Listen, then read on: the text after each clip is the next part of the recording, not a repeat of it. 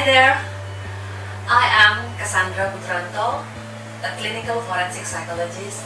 I have graduated from University of Indonesia in 1992. So I have been a clinical psychologist for 28 years and a forensic psychologist for 18 years already.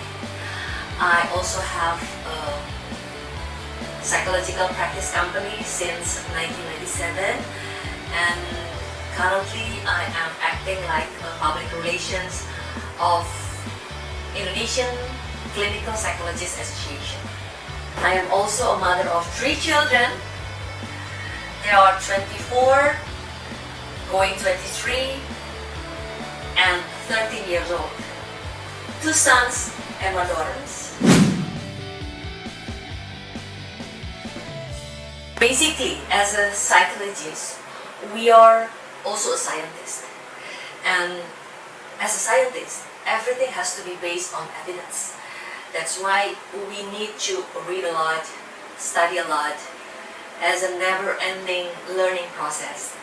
And to handle or to promote mental awareness and handling a lot of mental health cases.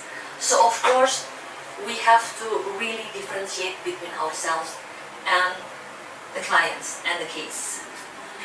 But again, we still have to base our judgment, our opinion, based on evidence. Then we can also ensure to free from bias. We have to help our clients with a lot of understanding in equality, in culture, and we have to avoid discrimination and work based on our ethical code. When we deal with criminal cases and when we work for forensic psychologists to assess whether the criminal or victim or even witness, we have to really look at the cases and be careful with any service that we provide. But basically, for me, I think there is no common warning signs because it is all depends on the cases. So the type of criminal also depends on the cases. Mostly, we can identify the common warning based on, let's say, the psychological profiles that covering immaturity, mental stability, or social intelligence, or even there might be some psychological problems that underlies the issue of his criminal behavior. But if we can see for those qualities that I present to you, we may also find some habits, some attitude, and also some particular behavior. For example, high expectation, demands, let's say little empathy, but everything will be the different and unique explanation for each criminal cases.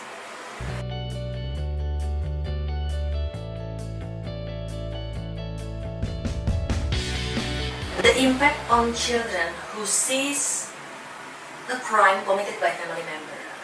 Actually, it depends on how the experience having its impact on children. Some children may become the witness by seeing the crime committed by the other family member. But the other children may become the victim because they get traumatized. So the difference between becoming witness or becoming victim, of course, will lead to different impact. And we have to consider a lot of factors within the family to understand how the crimes might occur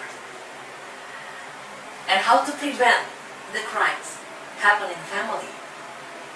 one family has to understand clearly that crimes started from the violation of the law. So if a family would like to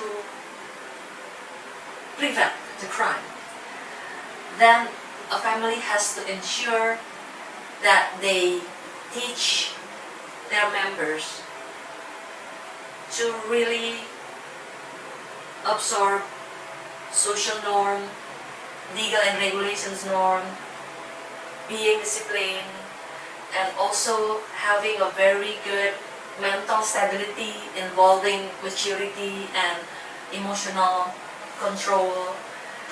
And the most important thing is that the family has to plan or implement the principle and values not to violate the law. This discipline has to be enforced since small kid, since the children start to learn, start to interact with the other family members, and even before the children goes out of the family, and they have to really becoming strong, resistant, resilient individuals, to really having a good intellectual intelligence, emotional intelligence, and social intelligence that can prevent them of making crimes. And it also has to develop critical values in the family that has to be followed by all members of the family.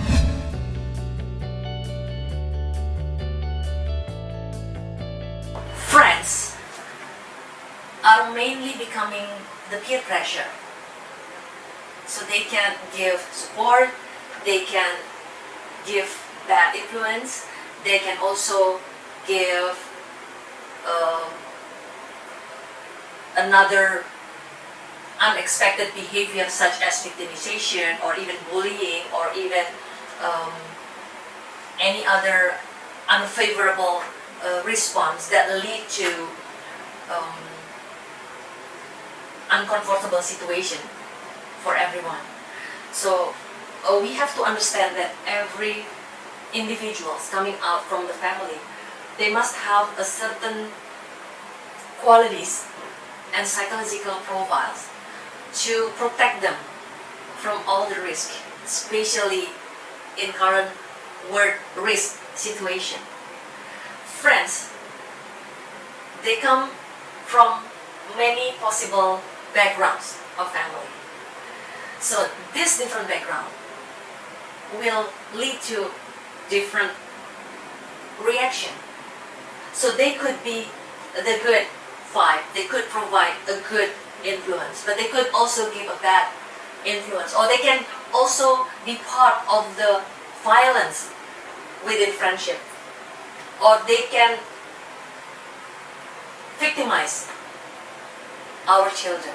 So of course we have to ensure our children to have a good habits, a good psychological profiles to make them strong and critical, and they know which friends to choose, and they have to be able to hold the pressure given by the friends.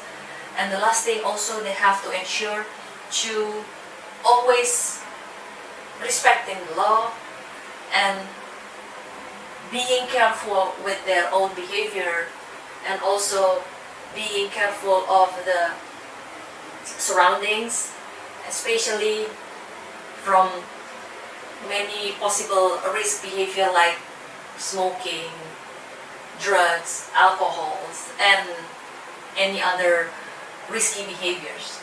So whenever you can protect and develop the resilience in your children, then hopefully our children can be strong enough to prevent themselves being pressurized by their friends.